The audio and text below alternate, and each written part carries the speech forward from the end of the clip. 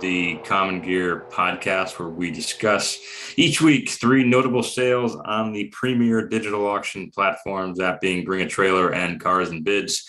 The Common Gear is the ultimate destination for digitizing your records for historic, vintage, collector cars, where you can manage your maintenance portfolio and any other significant updates at your leisure and have full control over your privacy and access. When it comes time to sell that car or list it on a site like Bring a Trailer, you can easily turn on links so that people can see all the tremendous work you've done. So please check us out at thecommongear.com if you haven't already.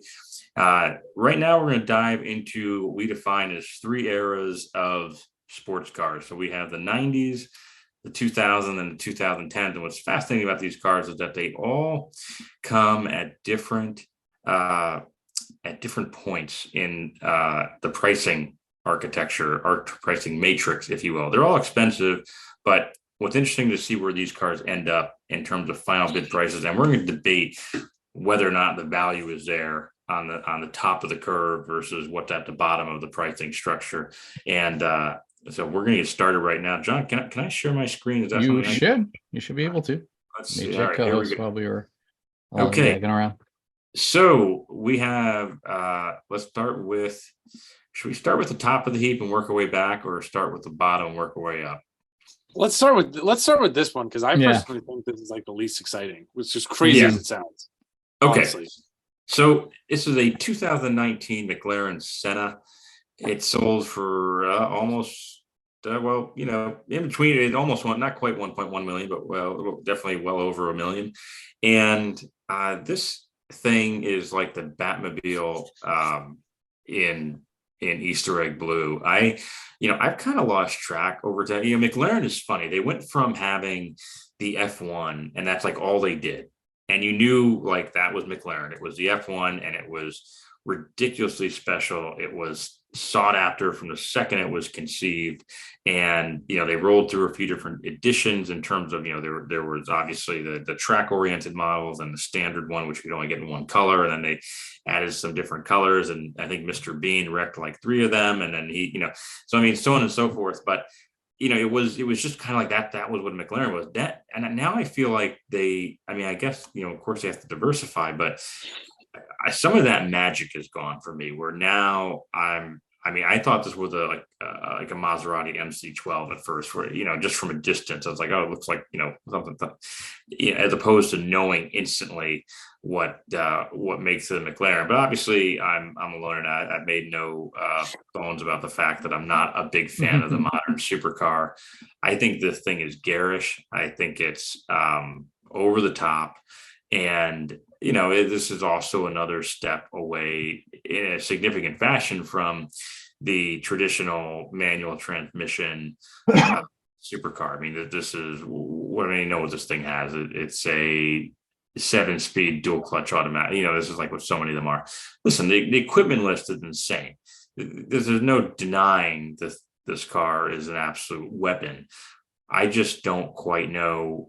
I just don't know how you really celebrate the history or the lineage of it anymore, when so much of what made McLaren a McLaren isn't evident these days and in their modern lineup. So, listen, I've come from a little bit of a place of inexperience with these, so I'm talking about what I know and what I can react to. But I've not driven one, so I also don't know just how amazing they are to drive. But I tell you, a final thought on this. I looked at the one, I think we all saw the article, I think it was on The Drive, about the one it wasn't a Senna, it was a different model, but it was lost in the most recent hurricane to go through Florida, right? Mm-hmm. And here's the thing. There was that, and then there was also the other image floating around social media was there were 2 Plymouth Superbirds that were lost. They got flooded out of the house and tossed around. What's so amazing to me is the McLaren gets totaled almost instantly, whereas the Superbirds are sent, the insurance company says, okay, let's get these to the best Mopar restorer in the country and bring them back to life. I think that is so telling about the modern supercar, that we just, it's the thing to write off. You can't justify saving it because it's so overwired, so hypersensitive. Mm-hmm. And that to me is not what a sports car should be. So, rant off. I wouldn't even pay $500,000 for this thing, no matter how good it is. But that's me. Carry Go ahead, on. John. Go ahead. Yeah, Jeff was coming out swinging right off the bat there. That was a very animated Jeff Lavery, ladies and gentlemen. Yeah, it was. Yeah, He does not like this car. Yeah, you really there's some hate comments on the McLaren Senna. It doesn't, the two other cars that we have that we're going to talk about later move the needle for me. This doesn't. This is just kind of I know it sounds really tacky and terrible. It's a run of the mill supercar. It's an inflated, 720. I'm also not a Senna fan. I know there's going to be a lot of people that probably want to come and firebomb my house, but I'm not an Ayrton Senna fan, so I'm a Prost guy. So you can take that and smoke it wherever you want to do with it. I mean, money wise, just looking around at what else was out there. I mean, this is what a car like this is going to go for. I mean, other cars on Bring a Show went in that 1 million plus 1.3, 1.4.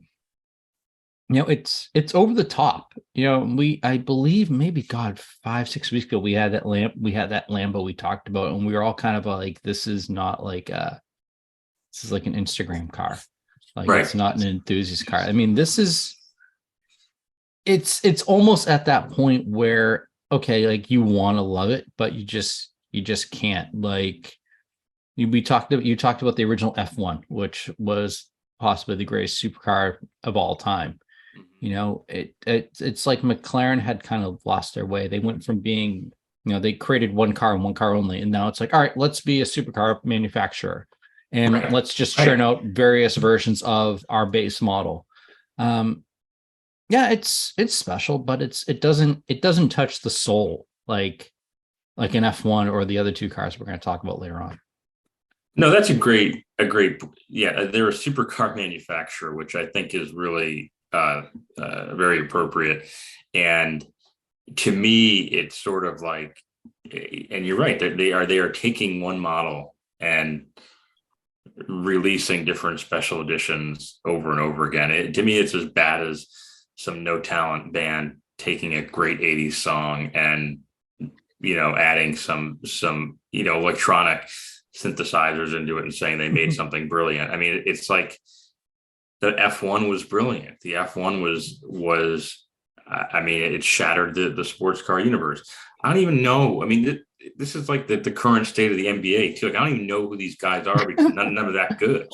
I mean, this is the same thing. It's like, oh yeah, you check all the boxes. Great. You're a carbon fiber shell. You got center lock wheels. You cost $900,000 out the gate.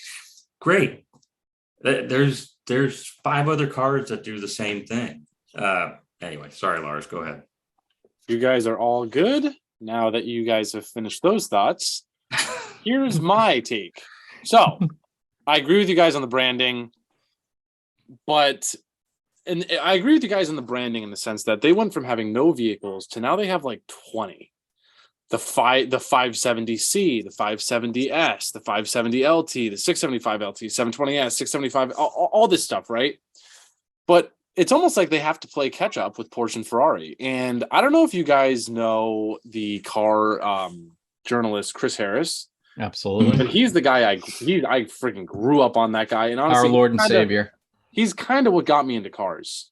And in all his reviews, he's very descriptive, and it always impresses me how well he can drive a fast car like a TDF with 800 horsepower and slide it and be looking at the camera and describing what it feels like. He drove the McLaren P1 after driving the 918 Spider in 2013. And when he took it on the track, he was sweating and he was quiet and his lips were quivering. And he was like, guys, I'm sorry. I'll have to do voiceover. I just can't talk. I have to enjoy it. And I understand that this thing, it's kind of like a riced out supercar. I totally get that. And it's kind of like cringe. Like, oh, look what I got. The Senna and the styling is not as beautiful as an old 911. But I bet you this thing is, full carbon tub. It's F1 technology. I bet you this thing is so dialed that you would get out of it and people would try to talk to you and you just say, just hold on. Just give me a minute. And that's why we love cars, is because you hop out and you're like, fuck, I love this shit. I love it. And I bet you if you ever rode in or drove this car, See, even 60 or 70% of its capabilities, you might even cry. I mean, seriously. So I get what you guys are saying, but you have to respect, like, this thing's no joke. Oh, no doubt. This thing's not a 458. This thing would smoke a 458 on the track, like an M3 would smoke a Civic. So I don't know. In that respect, pretty cool. $1 million next. But you have to at least be like, all right, it wasn't made by, Ed, and Eddie. Freaking McLaren made this sick car and put it for sale. So for that, I do thank them. I would rather take the club sport though. And that's the end of rant for me.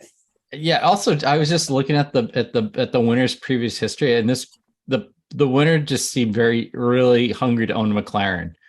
He'd previously bid on a 720S, another 720S, another 720S. So, like, this is someone that definitely has the assets to do it. It's just funny. He went from, like, $100,000, 230 to, I'm just going to go all in with $1 million Senna. And you're Lars, cheaping out on those. And Lars, you're 100% correct. This car would probably, you take it on track and you would be amazed. You'd come back sweating in tears, and like, you might cry from this thing. I couldn't even imagine. I think the Sun originally was kind of built out to be like a track only car. Yeah, it was. It's not a street car.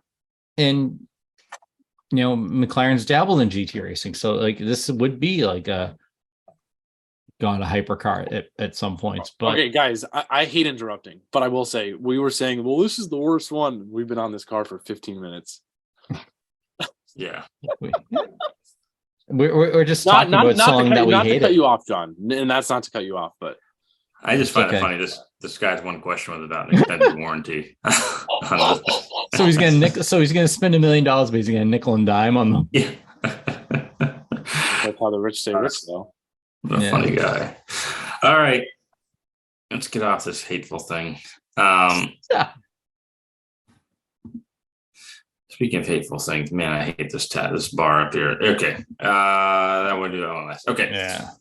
7,000 mile Ferrari 550 Maranello with the traditional 6-speed manual. 7,000 original miles, recent belt service. Obviously, the iconic combination of Rosso Corsa over beige or tan leather interior.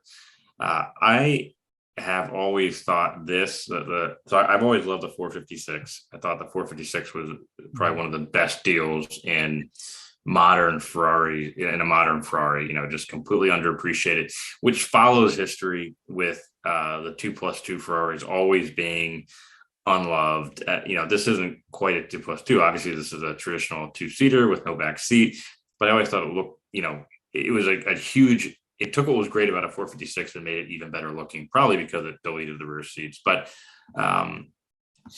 this is such a, iconic formula of the front engine rear wheel drive Ferrari with, from a styling era where I feel like everything Ferrari was doing was beautiful. I didn't grow up being a big Ferrari fan. If I had an Italian car, preference, it was always Lamborghini. I thought that those were, that as far as the 80s lineup was concerned, that Lamborghini was by far and away a better or more interesting company, at least. But the middle to late 90s Ferrari lineup, I think is just stunning, whether you're looking at the base model 348 or something like this. Now, 240,000, I'm actually a little disappointed because these cars, again, were they weren't that far from the 456 in terms of the desirability curve, right? It wasn't what people were pining after if they wanted a Ferrari, but I think it deserves all the money. It's one of the, you're starting to get near the end of, Ferrari's just, no questions asked. Of course, it's the manual, you're getting away from that. This thing's got all the boxes checked. You want to see the belt service. You want to see the tan leather luggage. You want to see the paperwork and right down to the matching Ferrari car cover. So this car has a lot going for it. I think if I were to buy one, I probably wouldn't want the traditional, red on tan, although that's hard to beat in terms of a combo. What would you go with? So they've got two. I mean, I think they did make these in fly yellow or speed yellow, and so that would probably be my first choice if I had to get one. But it's it really wouldn't matter. I would love to own one of these at some point, but I think the 456 is still a slightly better value in terms of a quote unquote cheap Ferrari. But again, I think this is a very smart buy because it's not the first Ferrari people think of when they're like, I got to go out and spend six figures on a Ferrari. I don't think the 550 is the first car out of their mouth, and so in that regard, it makes it, I think, a better value than many other of the modern Ferraris. But yeah, I love this car. I think great buy for the new owner, and you're only going to see these go up from here.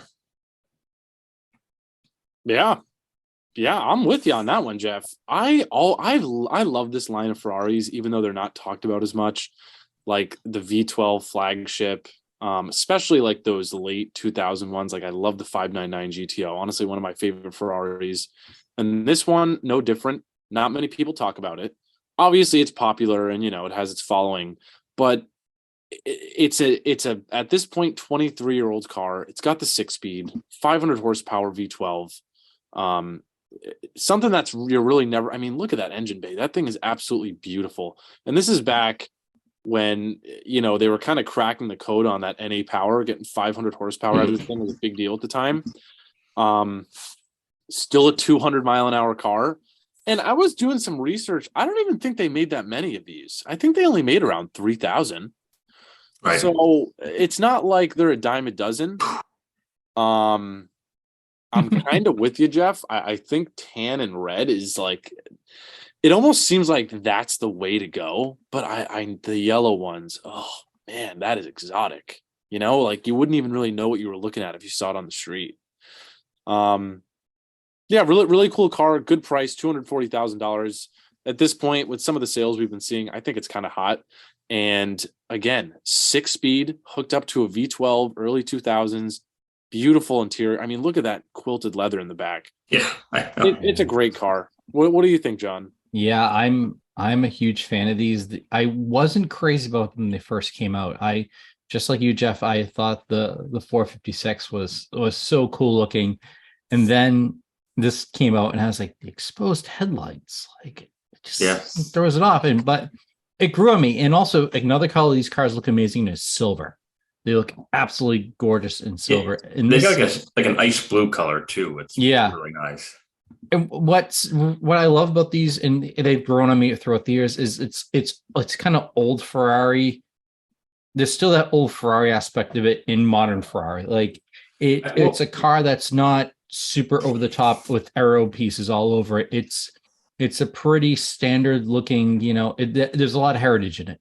It's that it's a coupe with a big 12 in the front, a big kind of, GT car. And it's a heck of a price. I mean, you're not gonna lose money on this. No. This year, I mean, looking at what other cars are out there, there was one that went on Bring a Trailer at the end of December. A red one was $17,000 and went for $225,000. So, I mean, that's kind of right in that ballpark. And the other ones that have been sold on BAT are kind of higher price models or not as special, maybe a different color or two. But like, I love it. I really like the beige on this. If it was like a 228 GTO or an F40, I would say black interior. But like with these cars, it just really it's classic. It's a real classic Ferrari. It's a great buy. It's an investment. This is an investment grade vehicle. And you hit the nail on the head. Both of you caught on the quilted leather. Like that's what I love about these. This is like if you frame, like you block this out, I wouldn't necessarily, and to take out the obvious sign that it's a modern vehicle, but like you could look at that back parcel shelf and say, oh, that's got to be in like a 1970s, 275 or something. Yeah. And that's where I go so like bonkers on a McLaren, because I'm like, yeah, there's nothing there like that. There's no sense of history, whatever. I know it's a different car, but Yeah. that's what I think is so great about this era of Ferrari, because they hadn't gone so far into the hypercar territory, where everything was about weight. Everything now is about weight saving. Everything's about, the carbon fiber composite material. Like, this is, in this era, they're still saying, you know what, we're going to add a few pounds and we're going to have the quilted leather parcel shelf in the back. We're going to add a couple more ounces and have the leather belt buckles.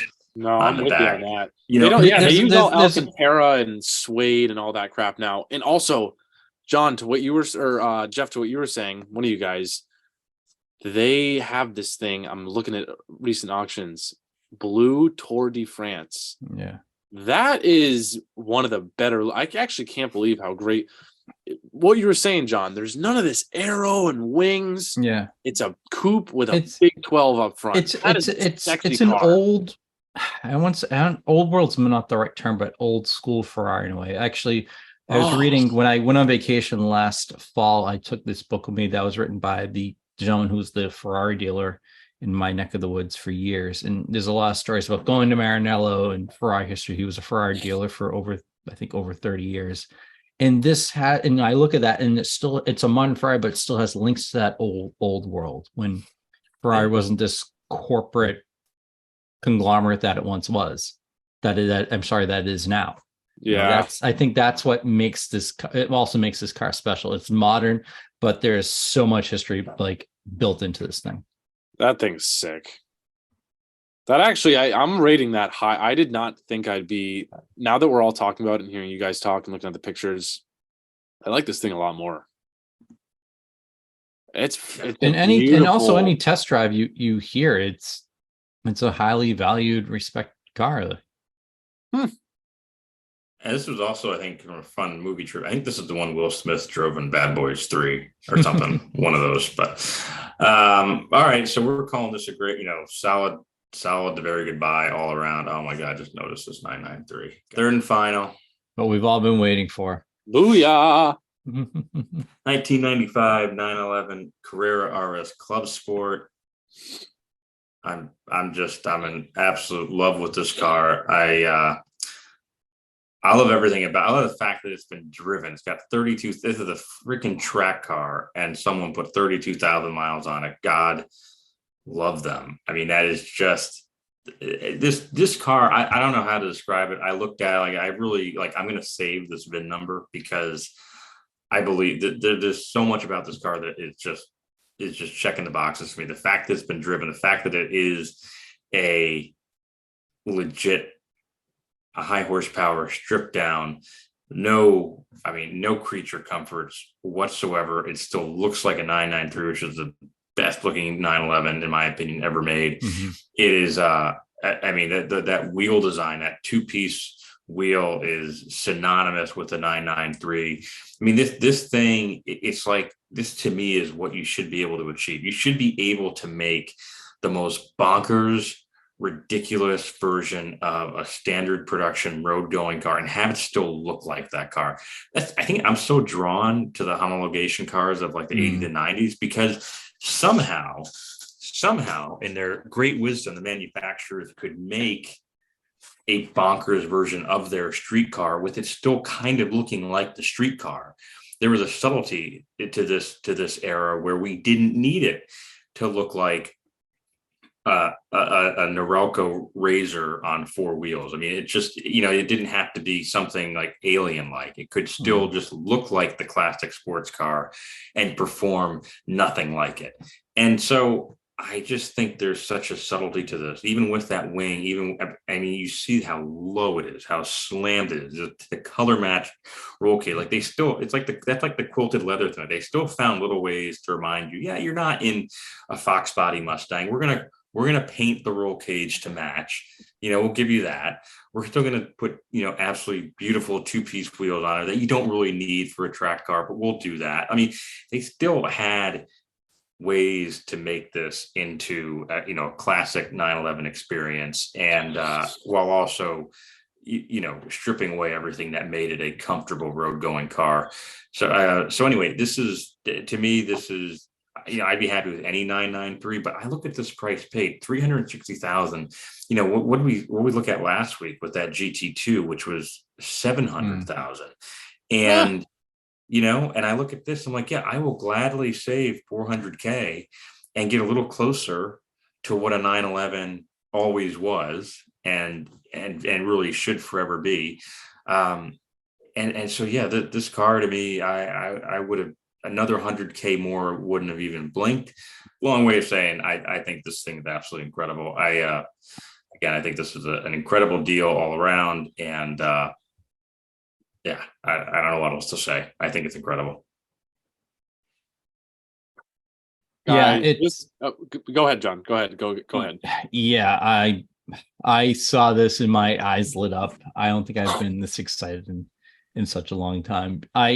Just like you, Jeff, I love 80s, 90s homologation cars, and this is one of them. I mean, this is built for, this is a race car for the road. It's one of 227 993 RS Club Sports. I agree with you. Also, 993 is possibly the best looking body style. Then probably the 964 after that. It's just, it's everything about it. It's just, it's not a bloated race car. I mean, we had that Senna earlier in the program, and it's kind of a bloated version of another McLaren. This is not a bloated version of a 911. This is a 911 that's built strictly for racing. And you were skimming through the listing, and there is a really fantastic option code in this car. It's 09991, which is the special works option, which is a very exclusive Porsche. It's very much like we put our special magic on this car for you. And I love everything about it. And this is a great buy. It's going to only go up in value. I mean, just skimming around the internet, there was a 964 Club Sport that went for $400,000 in January. And this car went really, yeah. And this car, and it's bonkers too. But the fact that this car sold for $360,000, you have yourself, and as you mentioned, it's got 51,000 miles on it. Well, that's God bless you. Amen, brother. Yeah. And I hope whoever buys this puts more miles on it, because this car deserves to be driven. I'm just going to keep rambling so Lars take over, because I'm foaming at the mouth in love here. One thing I just want to throw in, this is where like super wealthy collectors just break my brain, because John, you said 964 sold for 100 grand more, 401 grand.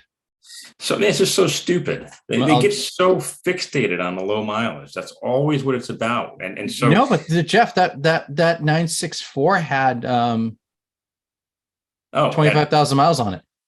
Well, okay, so it means still 25,000 fewer miles on it. I mean, I'm just saying, it seems to be that's what always drives prices up or down. It's always about mileage. And I love this car more because it's been used, but it's clear that, I think that's why the price is what it was. People see that mileage, and at people at this level, they get so spooked or so bothered by the mileage. It blows my mind. Anyway, sorry, that's a quick rant. Lars, go for it. I love seeing you. I love seeing the reactions on you guys. It's these special types of cars that bring out that, like, again, this is why we played. This is why we love it all. One thing I think, wow, look at those two together. I think it's 51K kilometers and 36K miles. Let's just check that. You're right. You're right. I may be getting. You stand correct. You're right, Lars. This is even better. But still, 52. To be honest with you, though, 32K. I mean, that's actually not a small amount of miles. I mean, that's like thousands of hours of driving this thing. So it has. But again, let's talk about the car real quick. Really nothing I can say that you haven't said. I do love the fact that, like you said, Jeff, they don't have to make it some crazy, obnoxious car. It speaks for itself. I actually was surprised when I saw the price, because, when we talk about these collectors and what they desire, they like the low miles, they like the limited editions, but the Carrera RS on its own, that was a very rare and limited vehicle. The Carrera RS CS, like you said, John, what was it, like 200 something? 227. 227. There's not a lot of them around. And Jeff, we've had this conversation off camera before, but we always talk about how, us in the North American market, we really never got these cool German iterations. And sometimes rightfully so, because when we did get the cool stuff, we either didn't buy them or we didn't respect them. Right. It's kind of like, I hate to say this, but it's almost like, man, Porsche, this is when they were in their shit heyday. Like, oh yeah, this is it. They were like, you know what, you America, you're not getting this one. They were probably snobs about it, and I respect them for doing so, because I say this probably every episode at least once. They will never make anything like this again. This is a different type of vehicle. And again, both you guys said it. Oh man, the soul who put 32K on this puppy. Cheers. Yeah. Goodbye. Yeah. You're looking at these 4 GTs. Honestly, one of my favorite mid-2000 supercars. But this just seems like a way better buy. I mean, last thing I'll say, and this is not why I like cars at all, for face value and like street impressions. I don't really care about that. But you roll up anywhere, especially a car meet in this thing. Whoo! Who's that man? You roll up in the yellow Club Sport. That is another aspect of it's a unicorn. You're getting respect from everyone. Oh my goodness. That's it for me there. But yeah, great buy. And that's my pick of the night. Oh, yeah. If we're not talking about monetary, like, okay, I'd take the Senna and then sell it and then buy this and have whatever. But like for like apocalypse, like you only get one car, I think I'd take this one. Yeah. That's actually a pretty crazy image of like you in the woods with your bomb shelter and no. Mad Max wasteland, and Lars is driving around in this. No, you guys know what I mean. Like the last one, the only car that last take of fuel. What are you taking? You're taking. Yes. I feel like there's another parallel here, and it gets frighteningly close to a political conversation. But when you look at this era, right, of the middle to late 90s, this was the era when Porsche was kind of going broke, right? That's why they had to start making things like the Cayenne and the Boxster. Yep. But this was also a point in history where I think as a society, even as a business like Porsche, we were a bit less consumed with the almighty dollar. So like they kept making stuff like this, even though the balance sheet said that this was a terrible idea. And whereas now you have the McLaren scenario, right, where it's like, well, we just have to keep churning out different versions of the same car. Let's just keep doing. Let's become a mass scale supercar manufacturer, so we can be profitable, right? So we can show value to shareholders, blah blah blah.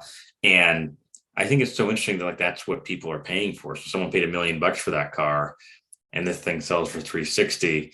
It's like there's a value conversation that kind of runs parallel to this, where that's why I love cars from the 80s and 90s, because we were still building stuff. Maybe even if it didn't make sense, we were still just building stuff because we wanted to build the best version of a 911, not because it was going to be profitable necessarily. And I think a lot of those homologation rules too, especially like with Group A and like early 90s GT racing, where the whole kind of concept of that was to take a car that you could buy from your manufacturer and go racing with it. And this is the perfect example of that. Exactly. Yep. I mean, I'm just skimming through it. Like, there's a shot of the interior with the roll cage. You just look how raw it is. Right there. Yeah, that shot right there. Like, no carpeting. Who allowed them to sell that? Like, that's a race car. Like, let's. No, that's sick. You know what, though? They do still make things somewhat similar. Like, obviously, I haven't driven one or really even seen one that much, but I hear the new GT4 RS. I hear that is if you want to talk about a driver's car, 500 horsepower, 4-liter flat six, that's pretty nutty. But again, this is just different. No sound deadening. No, do you hear all the rocks and stones and there's just it's hard to put into words, because I mean you're right, Lars. They still do make what we The consider- 911R, GT3 RS, you know, Right. those are pretty nutty supercars that are like, whoa. But this is a race car. I was just gonna say, I think yes, this is the ultimate, you know, road to street car. You can take this and show up to a class at some racetrack, you know. Yeah, Go ahead. no, I was just gonna say they didn't really care if you wanted to drive this on the street. Like they were like, yeah, go ahead, drive it on the street if you want. You're not gonna enjoy it, but whereas I feel like the modern version of this, they are trying to give people the opportunity to Yes, because everyone drives them on the street. The GT3 RS, Right. the new ones, that is a street car that you could drive on the track.